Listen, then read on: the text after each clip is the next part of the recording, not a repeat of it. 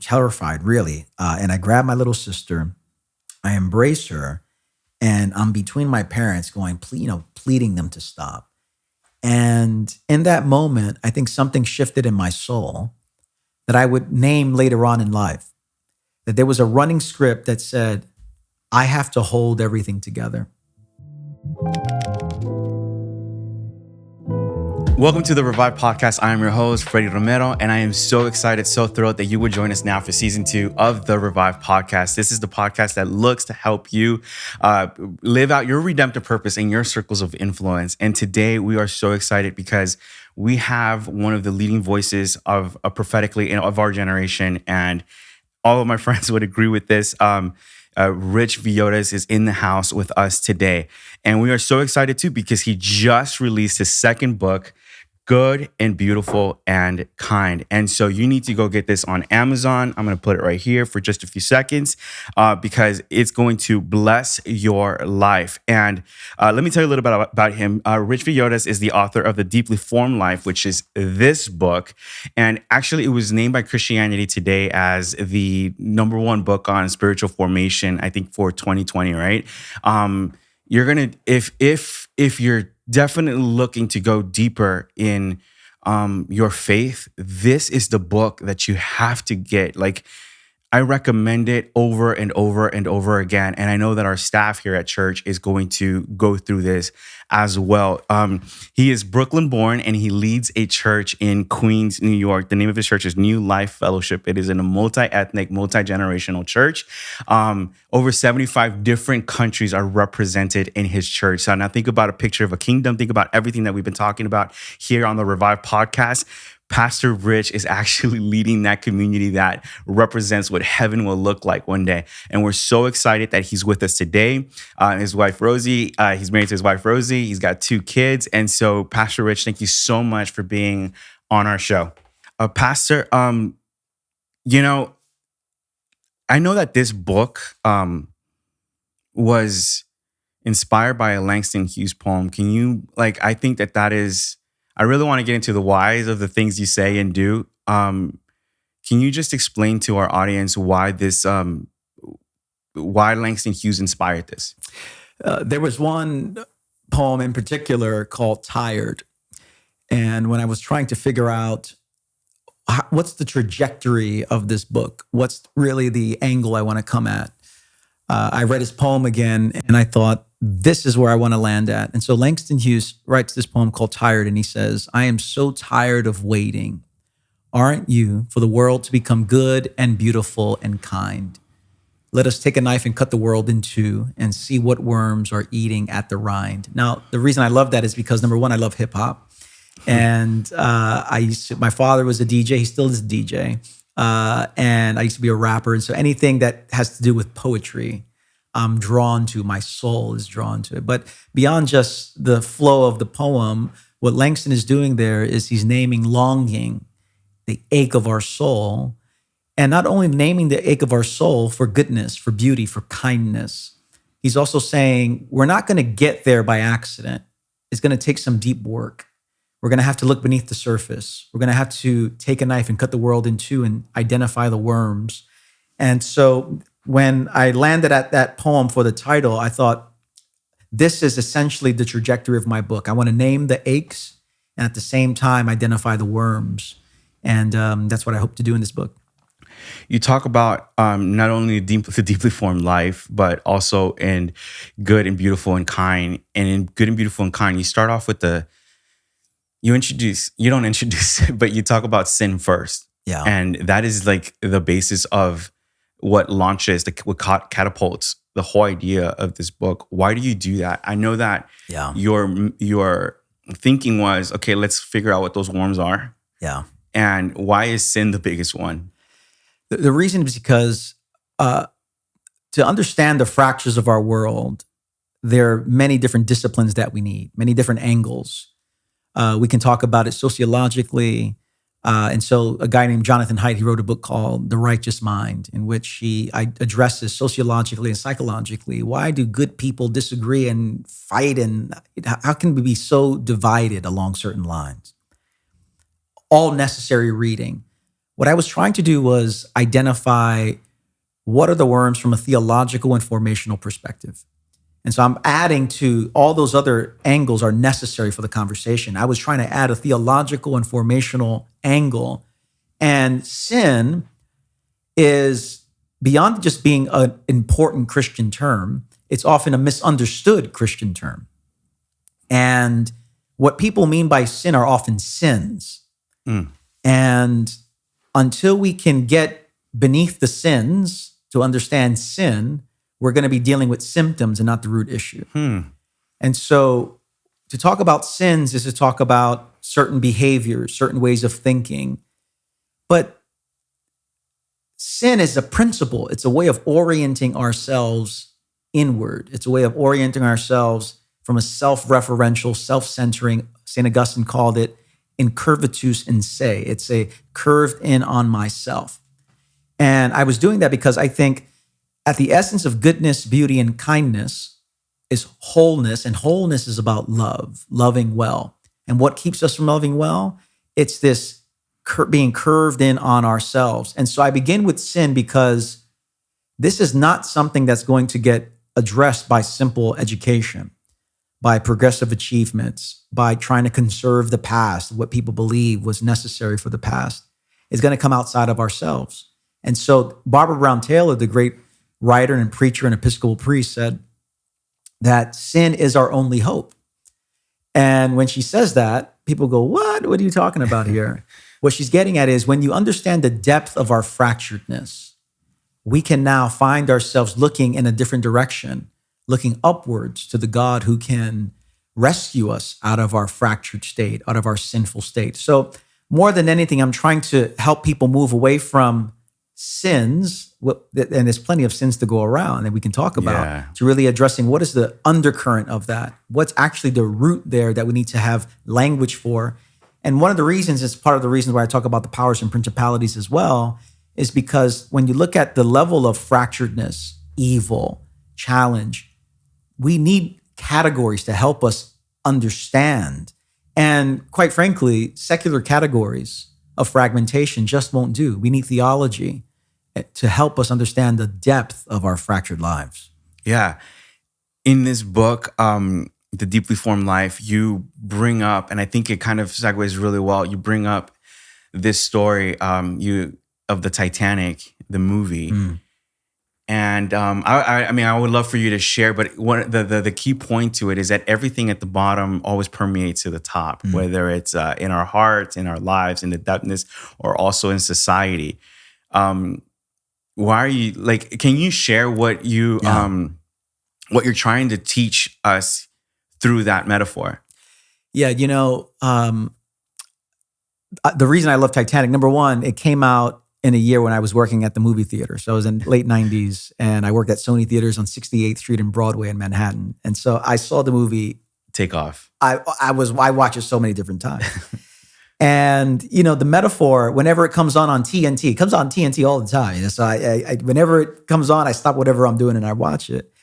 And the metaphor is plain to see. It goes out to sea, it hits an iceberg, and we see a tale of two different realities. On the upper parts of the deck of the boat, there's opulence, abundance, celebration. But on the lower deck, we see chaos, confusion, pain.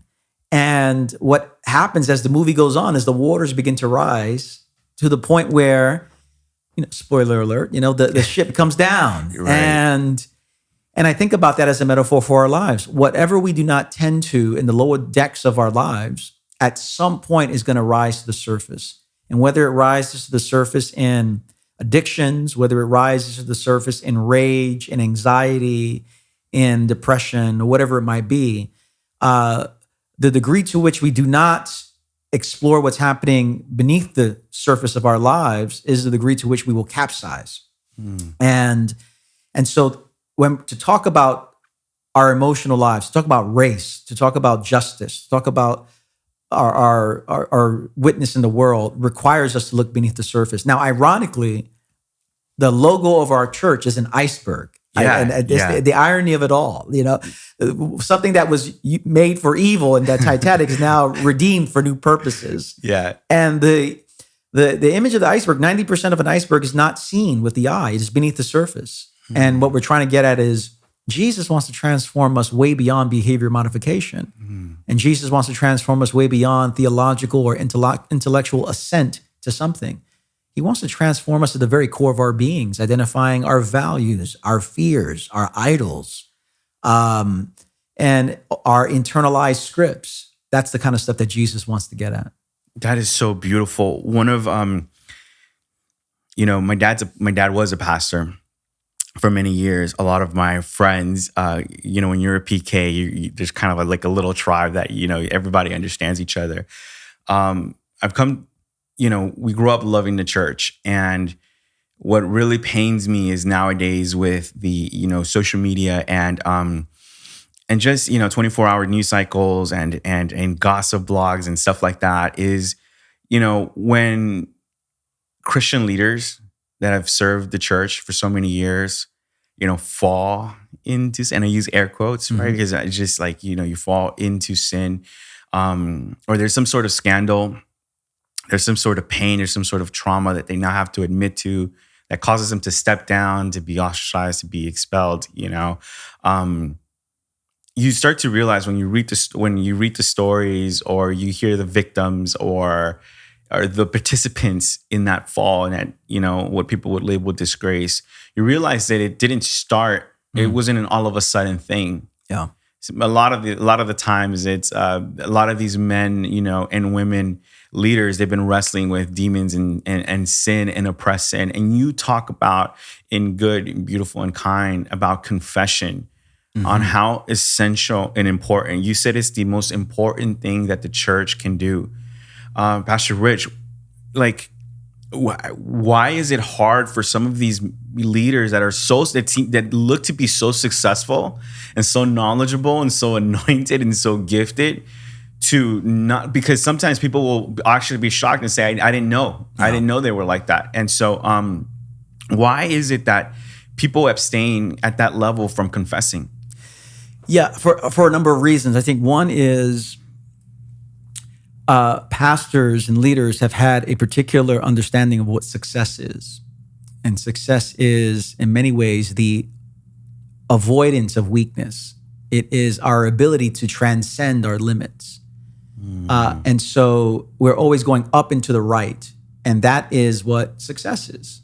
And so anything, because we've been more shaped by an American ethos of what success is, anything that doesn't look like it is going to be resisted across the board. So number one, I think our definitions of success has led to the lack of confession, the lack of brokenness, the lack of weakness.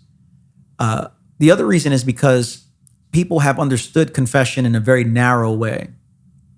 And this is where I think we can learn a lot from the Catholic tradition, in that, we might not do it how they do it in terms of confessionals and all that, but what they've created within their ecclesiology, in the way they do church, is space must be created for people to get things off of their chest, out of their soul, so to speak, externalized.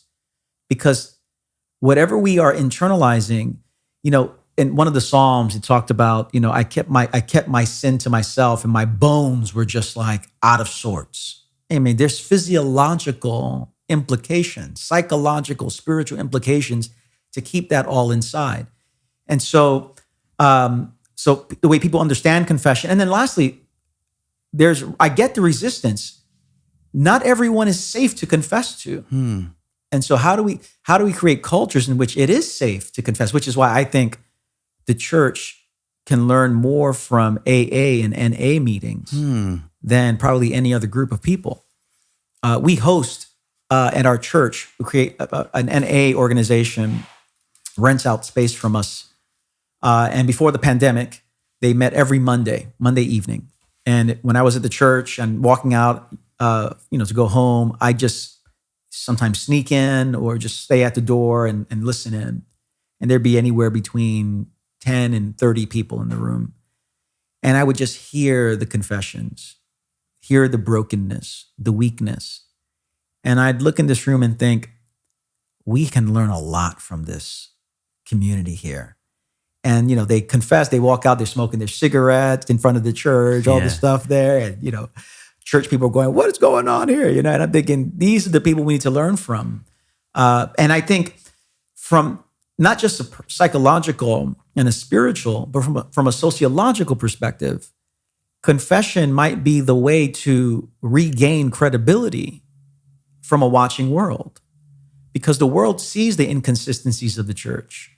And what the world is expecting of us, sometimes the world knows more about our theology than we do. The world knows, aren't you guys about repentance and sin and confession? How come you're not doing it? And when the world reminds us of that, we should not be defensive. We should say, you know what? This is actually one of the greatest gifts we have.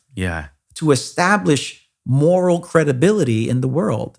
And so I think confession is needed psychologically, spiritually, and sociologically, because I think it helps us to regain the sense of credibility in the world. For a lot of people in our churches, it's really hard for them to witness even to those that are closest to them, like their families and their friends and their coworkers. Because, when we survey them, they'll say something like, well, this because they know the real me, or they've known me for such a long time. And so it causes us to wonder then, when you're witnessing to someone you don't know, who are you presenting? In your book, you talk about the false self. And how we try to protect the false self at all. And like even just to, not pontificate the metaphor of the Titanic, but even that, it was called the unsinkable ship. Yes. And can you please, Rich, speak into some of the, what I know the temptation for, leaders that are successful, but the temptation for Christians that don't have a platform. We aren't known. We don't have hundreds of followers or thousands of followers. Why is it hard for some Christians to just be open and vulnerable and be their real self and live with the tensions that actually exist in their lives, instead of portraying that, okay, I know Jesus, everything is all good, man, And so why is that difficult for a lot of Christians? I think it's difficult because I'm not sure if Christians have really grasped the immensity of what the grace of God is. And, the false self, you mentioned the false self is this idealized version of myself that I want to project out into the world for the sake of acceptance, for the sake of affirmation, for the sake of adoration. It was Aristotle who said, when people don't feel loved, they seek to be admired. And I think most people have not lived from a center of deep love. First and foremost, the love of God, who sees us, all of us. And so as a result, because we've related to God in transactional ways, not in ways marked by communion, in performative ways and not ways oriented by grace, to come into the realization that I am far more broken than I think I am and far more weak, and now I must hide it. I don't know if he's understood the grace of God. I don't think we've also understood the depth of sin. Okay. And the first, there were three manifestations of sin in the garden. When sin emerges, three things happen: shame, blame, and hiding. Shame, blame, and hiding. Why don't people live from a place of weakness? I think it just reminds us that sin is pernicious and in many ways pervasive. It permeates our world. And we live with these primordial expressions of sin in the garden. It reminds me, for those who watch Stranger Things, Yes. I've just finished season 4. Just watch it in the daytime if you're afraid of things and all that there. But without giving away too much here, the monster in the movie preys on teenagers who are carrying shame, guilt, and secrets. and their lives are torn apart because in many ways it's a commentary on our world, it's a commentary on the soul, on our psychology. And I think part of it is because we haven't understand the depth of sin and the depth of God's love, which is why people have a hard time embracing their weakness and confessing their sin. And then, of course, I don't want to deny the community sociological realities as well. In some places, it's just not safe. Yeah. Because we've created, again, we're living out of our sense of our idealized selves, and we're putting our best foot forward in front of everyone. And so there's lots of lying going on in the church as a result. I think the church lies more than the world, quite frankly. Wow. And because we're not living from the deep center of God's love. I mean, there's so much to unpack there. I think it reminds me of something that you wrote in The Deeply Formed Life that I think you've done well, that like leading out of weakness and sharing vulnerabilities and sharing, like you call them scripts, you know? Yeah. I know psychologists also call them scripts and sociologists and call them scripts and stuff. And you talk about how you've wrestled for so long having to be in control of things because of an event that happened when you were a child. Yeah. The fact that you're confessing a weakness, you're leading out of weakness, I think gives your congregation and those that you're discipling permission to also now explore, not just know what the weakness is, but to also explore. Who taught you to do that, Rich? Where did you learn to like say, you know what? My debut book, I'm going to go ahead and pull back the curtain and share a story, because you share a very personal story about family that in a Latino home. Yeah. We don't share those stories publicly because it's, you know, like you said, shame, blame, and we go into hiding. Yeah. Who taught you to, you know, do that? Who modeled that well for you and then led you to share what you shared in The Deeply Formed Life?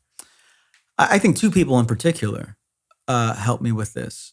And part of it, because I became a Christian at 19 years old. I'm 43 years old. I became a Christian at 19. By the time I was 21, 22, God had placed a mentor in my life. So 3 years into it, that modeled vulnerability so much so that I caught it. He didn't give me a class on how to be vulnerable. It was just, I watched him and saw how, and a guy named Ron Walborn, who's he's the dean of the seminary that I attended as well, but he was one of my professors of pastoral ministry in college. And I would be in close proximity to him, and you got this sense that what you see is what you get. And there was no duplicity. There was a sense of brokenness. And so part of it, I just saw it. And because it was so early in my formation, I assumed that this is how you do it. This is just how it's supposed to be done. So in the church, I did not have too much time in the church being exposed to duplicity and to hypocrisy. Of course, there's some of that there. But the people who God put in my path early on were showing me integration, integrity, honesty. So Ron was one of those people.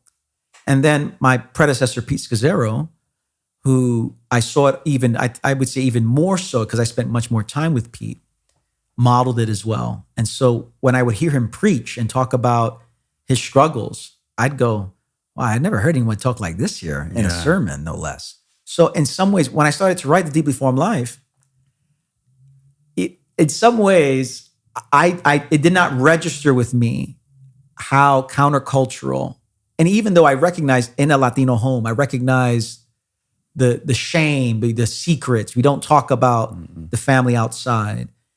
I think maybe I was formed in a way that there was, I think, a holy naivete, a holy sense of unawareness that, I didn't know I wasn't supposed to do that. So as I'm writing, people going, you're so courageous. I'm thinking, I didn't know this was a thing. I just thought, wow, this is how you do it because of the mentors that God put in my life. I was with a family one day, and all the young kids, they were eating their vegetables and they were enjoying the vegetables. And I asked the dad, I was like, hey, how'd you get your kids to eat vegetables? Like, they actually love them.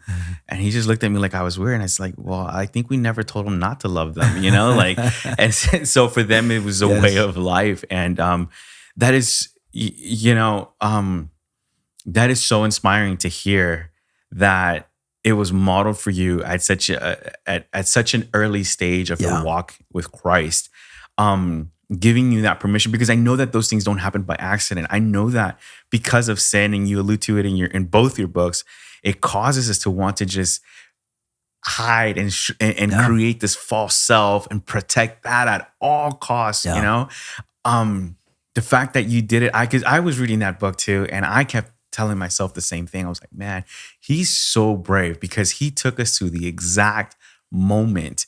So could you share that story that you shared, and then how, like, you know, what the verse now is of your life? Because I kind of want to talk a little bit about you writing out of pastoral urgency. But could you share that story for those that haven't yet read The Deeply Formed Life? You know, we talk a lot in our church about, and we use the genogram, which is a tool out of family systems theory, to identify the patterns, the traumas, and the scripts from one generation to the next. You know, what are the things that are passed down consciously and unconsciously from one generation to the next? Some folks use the phrases like generational sins. I think that phrase can be too restrictive and not carry the nuance that we need. And so I remember I'm about 12 years old. My father one day says, I don't want to go to work. And I overhear that. My mother is livid that he wants to stay home. And if my dad is staying home, I'm thinking, I want to stay home from school. Right. And so my mother says, get up, it's time to go to school. I go, I don't want to go to school, you know, I want to stay, but I just want to be with dad, you know? Right. And my mother has just a bad moment. An explosive moment where she's now angry at me, angry at my father.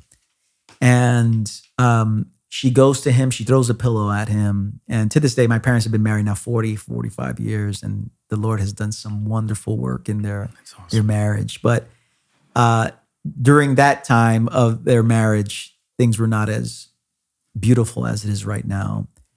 And so she throws the pillow at him, he throws it back at her, she shoves him, he shoves her onto my little sister. I have twin sisters. They were about 1 year old. And on my sister, Melissa. And my mother falls on Melissa, and I run into the room just frightened, anxious, terrified, really. And I grab my little sister, I embrace her, and I'm between my parents going, pleading them to stop. And in that moment, I think something shifted in my soul that I would name later on in life. That there was a running script that said, I have to hold everything together. And holding my sister, 12 years old, being between two parents who are fighting, I said, I have to hold it all together. And I think that became a running script. And by holding it all together, that meant a number of other subsets of that. I can't be angry, because for me, anger was a sign of not holding it together. I had no model of anger that can be used for redemptive purposes.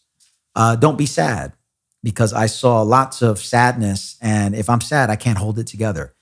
Overfunction, do for others what they can and should do for themselves. I have to hold it all together. And so I lived with that for a number of years. And then I remember doing this genogram in which I'm exploring my own family history, writing out the stories, reflecting prayerfully. And it was in that space where Colossians 1, and that came in two cases, out of my own family story and then out of a bout with lymphatic tuberculosis that I had in 2014. That Colossians 1:17, where Paul says that Christ is before all things, and in him all things are held together. All things hold together. That verse became in many ways, my life verse and my pastoral verse, because I recognized I can't hold it all together. No one can. Only Christ can. But it was in the plumbing of the depths of my soul and my story to understand, why am I the way I am? And I just don't want to grow in self-awareness. I just don't want to grow in knowing my story. I want to now live in a counter-instinctual way. And that's the invitation for our stories. Most people, when they hear about identify your stories, they get very nervous. Yeah. Because they're like, well, I just don't want to get stuck there. And the goal in naming our stories and bringing that to the surface is not so that you can go, oh, I have better language for my trauma. And what do I do now? Yeah. Now we're invited. What are the counterinstinctual ways to live into something more beautiful, more whole? But that story and that verse has impacted me, I mean, in some significant ways. Thank you so much for sharing that. You shared something in this book about humility. You know, I think that discovering the worms and trying to pull them out, right? What's ripening at the core, and it's rhyming at the core. I just feel like there's antidotes to that, and you present humility as one. But I think that the church presents, you know, we've presented humility as just a state of being maybe even for those of us that grew up in Latino homes, like weak-minded. Yeah. Like that's what it means to be humble. To me, humble means to be submissive to a fault. Like you will take whatever life gives at you and not strive for it because you should just be grateful. Yeah. In your case, you said when you present humility as lowering our defenses. Yeah. That really struck with me because as a person who is striving to, you know, honor God with whatever the call is, trying to make it. I think that we do build the facades and the false self and so forth. When you said that humility is an antidote, when that is what Christ is asking of us to model after him, you talk about it means lowering our defenses. That is...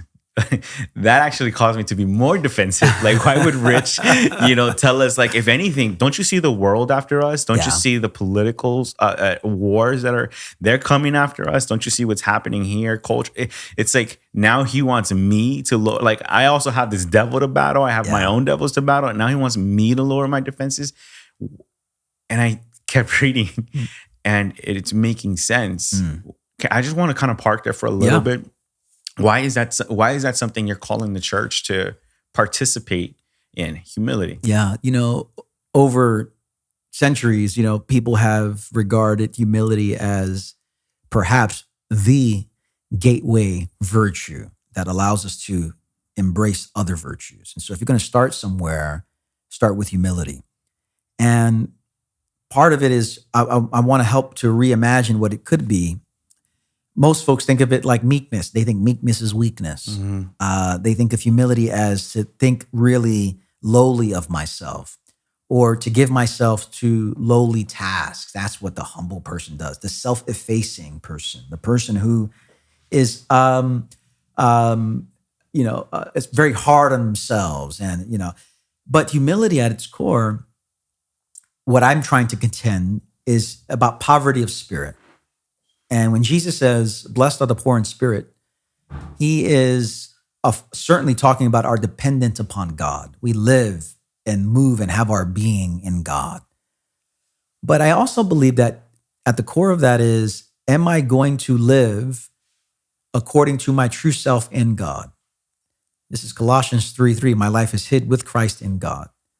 That's where my true self emerges from, in that relationship. And humility is the willingness to live from that center, as opposed to living a life, this kind of trinity of pride, of living a life according to, I have to protect myself. It's about protection, possession, and proving. And humility says, I'm going to resist proving myself, protecting myself, and possession, living a life of possessiveness. Now, what I'm getting at, what I hear, your resistance to it and others' resistance to it is, does this mean subjecting myself to all kinds of abuse? And when you say don't defend yourself, are you talking about, people could do whatever they want to you? And say, I'm not talking about, there are necessary boundaries that I think we need to create, and self-care and a sense of regard for ourselves. Again, I'm hearkening back to this projected, idealized sense of self that we put out to the world. Yeah. But humility says there's nothing to protect. Your life is hid with Christ. There's nothing to prove. Your identity is rooted in the Father's love. There's nothing to possess. Why? You already possess everything in Christ Jesus. And so how can you live now from the center? What does that look like very practically? And this is something, I just met with, I had breakfast with a philosopher who has given much of his life to studying humility as an intellectual virtue. Oh, wow. And so I just had breakfast with him and we talked about this. And I asked him a question: if you're writing about humility as this is the line of your work, this must mean you are aware of all the ways in which you're not humble and ways that maybe you are growing in humility. And so I say all these things as someone who wrestles deeply with putting up defenses. I'll give you an example. I mean, just today, I posted something on social media about deconstruction. And what I was trying to offer a pastoral response when people come up to you deconstructing. What if we approach that person with curiosity? Help me understand why you're feeling this way. Well, you should see all the DMs I got from people who understand deconstruction more than I do. And have said, well, why am I feeling desolation about deconstruction is about resisting, toxic beliefs that are inconsistent with the way of Jesus. And then a few folks started saying, you should read this person and read this person. Now, I've read all those people. And inside of me, defenses are coming up. And I'm about to DM somebody and say, you don't know who I am at all. And all of a sudden, I'm going to protect myself. I'm going to possess. I'm going to prove to and instead, what I did was, because, and sometimes I respond and sometimes I just, I'm just going to totally ignore it. Yeah. I'm not going to, there's a story told of Dallas Willard, one of my favorite stories of him. He was a professor of philosophy at USC, wrote a lot of books on spiritual formation. And he's giving a lecture and he makes a point and a student critiques his perspective. Now, this is Dallas Willard, a scholar, a brilliant mind. And the guy insulted Dr. Willard, and Dallas ended the lecture at that point. And someone came up to him and said, why didn't you cream that student? Why didn't you just put that student in his place when he talked to you that way? And Willard said, I'm practicing the discipline of not having the last word. And I thought, well, every time I read that, I get convicted by the Holy Spirit. Oh my. Because I love having the last, even though, I could be totally wrong, but I'm going to, dang it, I'm going to have the last word. For sure. But that's humility. Yeah. There's nothing to protect. But I say that as someone who is wrestling on a regular basis with this reality here. Oh, you and I both. You and I both. And I think there's a lot of people that are listening and watching right now that could totally empathize with that. You brought something up that I, told you I wanted to discuss. I do feel that there are prophetic voices for our generation. And for those of us that have been following you for a while, I actually want to build a website called Richest Savages, Savage Tweets, it's just you are able to thread the needle, not just call out, the hypocrisy or things that the church is doing wrong, but even challenging culture. And you're able to just kind of, and so here's something that I've noticed in the past few years, the divisiveness that has existed in our country. I think it was always in our church. Yeah. It just kind of was amplified these last 8 years. Very loud, very divisive. And every time an issue comes up or something comes up in culture, in the world, whether it's another country or in our borders or somewhere else, the economy, legislation, whatever, it seems like as believers, we feel like we also have to chime in with our voice and our opinion or our truth, right? The truth. And we all hold this, sacred book as that. And so I'm going to go. And so in a noisy world, I feel that not everyone is called to add their thoughts to the conversation because nobody invited you to the conversation. No one's asking you. Yes. A lot of Jesus's teachings were actually answers to questions that he was being asked in the gospel. Nobody invited you. And then the second thing is your commentary is actually adding to the noise and it's not helping anyone. Rich, I feel like when you tweet and you post, whether we agree 100% with what you're saying or it's actually something that we got to stop, we have to think about because it's challenging our beliefs or, I feel like when you do it, it's a gentle whisper that causes us to kind of like, hey guys, like let's take a pause for a second. Let's just let's focus on what he's saying.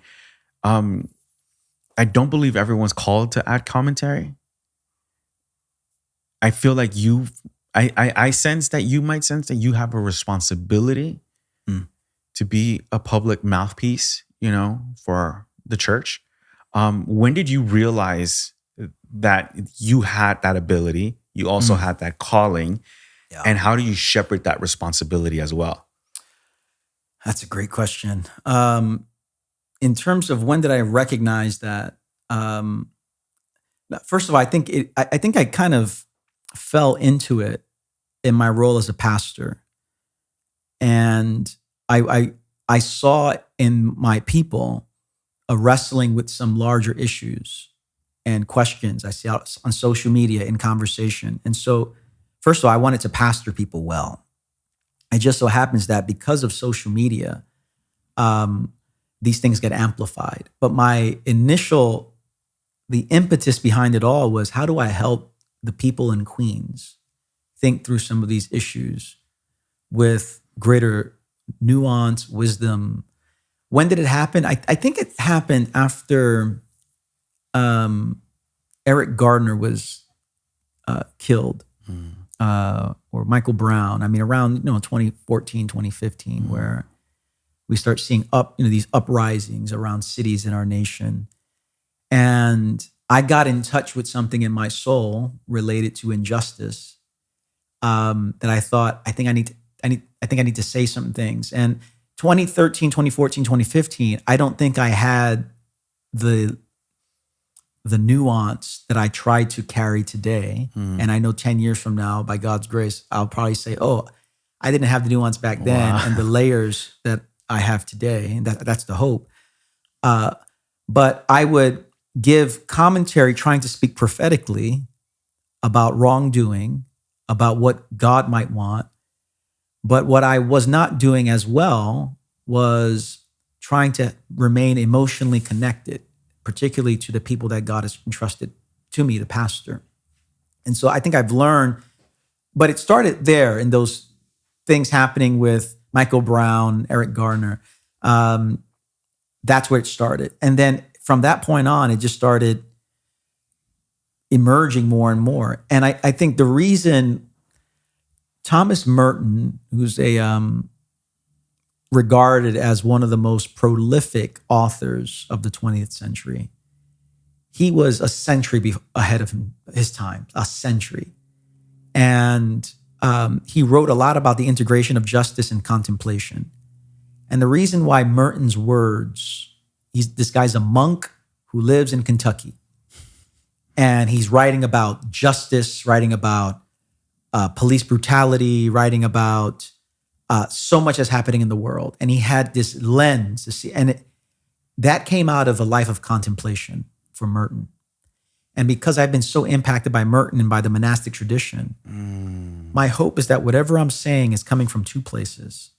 It's coming from a place of deep prayer with God, and it's coming from a place of honest self-confrontation with myself. And my hope is that I'm writing from a place of humility, writing from a place where I recognize there are things that I am complicit with. And so I want to write from a perspective of lament and confession and bring a tender approach to it. But at the same time, I want to be pointed with some of the things I want to say. And that is a dance. That's a delicate. Yeah. And sometimes I do it better than others. Sometimes I think I do a good job with it. Sometimes I don't do a good job with it. But it is that dance of tenderness as well as and pointedness that I've tried to hold together. But I do think that comes out of deep prayer, self-examination, but also I read a lot, man. I mean, so So People are speaking into stuff, often don't even have the data or the research down. So I do a lot of reading as well. yeah, it's a lot of the people that are adding commentary are really looking to speak to an echo chamber. Yeah. And so I really do appreciate, because you could tell that, and I think that comes with the responsibility of knowing that God has also called you to this and shepherding this church. With Barack Obama, Donald Trump, now Joe Biden, there's, again, I think it's always existed in the church, this political ideology that has often become idolatry. How do you navigate, for example, in your church in Queens, it's multi-ethnic, multicultural, so you have people on different sides of the aisle. How do you navigate when you're going to prepare a sermon, when you're going to prepare, disciple? Is it a one size fits all? Do you segment? Do you say, okay, point 1 is going to be for all my liberals, point 2 is going to be for my conservatives, and point 3 is going to be for my people who are indifferent, Or how do you approach navigating the wide spectrum of political ideology that exists within people? I think I try to do it. And one example is before the 2020 election, I preached about 6 sermons on God, politics, and the church. And I think what I tried to do there, more than anything, is I wanted to preach not as a preacher, but as a pastor. And there's a difference. To preach as a preacher, really the emphasis is on communication, the emphasis is on delivery, the emphasis is on generating a response, announcing something. That I can preach as a preacher, and I'm broad brushing here. But to preach as a pastor is really to preach, number one, to people, to their hearts. I just don't want to get through a talk. I want to emotionally and spiritually connect with people. And so when I think about topics that are often very highly divisive, I think about people. And because I'm a pastor, because I've spent countless hours with people over coffee in their homes, I have a good sense in terms of how many in our congregation think. And so when I'm preparing something, I'm thinking, oh, how would this person hear this? Or how do I think this person should hear this? And so I preach out of my pastoring, which is why it's a big danger for pastors to not be with people. That's a very big danger of pastoral ministry, which is why I think some pastors should not be called pastors. Yeah. We should change their title to preacher.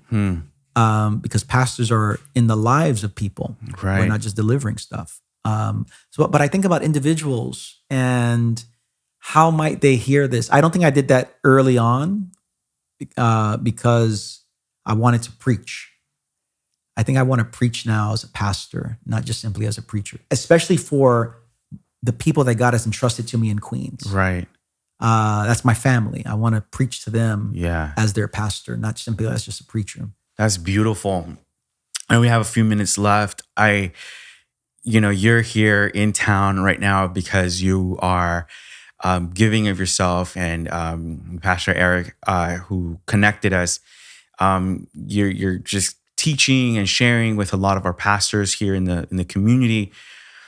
There's something that we talked about on Sunday that you brought up, and it's in your first book again, like, the idea that Titanic, whatever happened, you talk about like how Leo was like in the bottom of the ship, and that's where it started leaking first. And eventually, but at the top, there was dancing, there was just joy, there was all this opulence. And one of your punchline was, whatever affects the bottom, the lower level will always permeate to the top.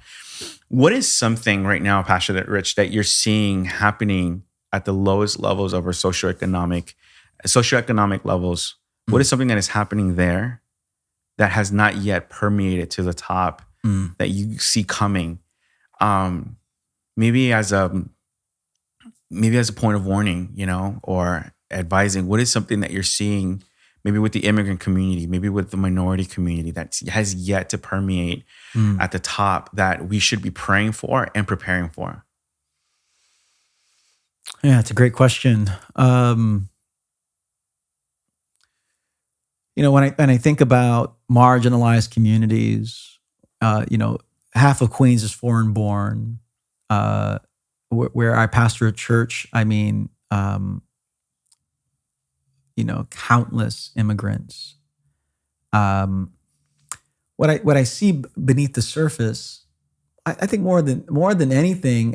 Let me talk about the church. I don't know if I can talk more large than that. Yeah. But I think what's happening right now is in many spaces is there is not a appreciation, not a celebration, not an excavation of gifts from these marginalized communities. And I think more than anything, what we're going to miss is our kind of divine visitation from the Lord, that the Lord, Christianity has flourished historically on the margins, not when the church has been in social and political power. That's actually when Christianity gets very corrupt because of the trappings of power. So to what degree can we go to the socioeconomic margins of our society to find the gifts of God there? And so more than anything, what I see is we are not going to live into the beauty of the kingdom of God. And we're going to continue to circle the wagons, looking for the trappings of power. This is what Jesus was tempted with in the garden, in the wilderness, in Luke 4. The temptation to be relevant, powerful, and spectacular. That's using the language of Henry Nouwen.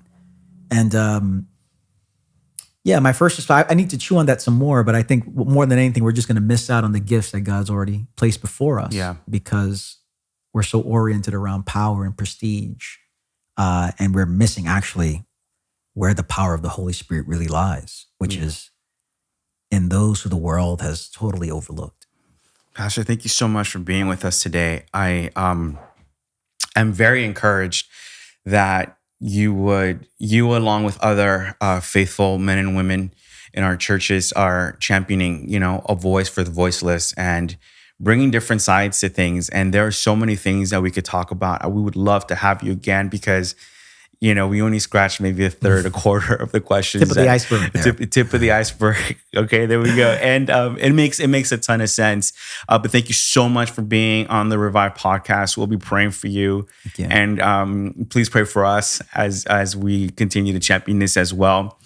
I do want to encourage every single one of you to get Good and Beautiful and Kind on Amazon. And here's the thing. We not only want you to get this, we actually want you to read it. And when you're done reading it, if you find it valuable and helpful, we want you to leave a review on Amazon. Pastor, just what is like, just a quick blurb. What is the hope that you want for people to get out of this book? Yeah, I think my hope is, number one, that we would begin to understand a little more deeply why the world is so fractured, and to have new language for it. And if we had new language for it as to why the world is fractured, maybe we can begin to think about different approaches to becoming whole. And so if I could, like Langston Hughes said, identify the worms from a theological and a formational perspective, I think we can then live into what's good and what's beautiful and what's kind. So what are the worms, and then what are the longings? That's basically what I'm trying to do with this book. Thank you, Pastor, for being here with us today. Thank you for listening to this episode of the Revive podcast with Pastor Rich Villodas. Get the book on Amazon, and please subscribe, leave a rating and a review wherever you're watching or listening to this podcast. Be blessed, go offer hope, ignite hearts, and live in freedom.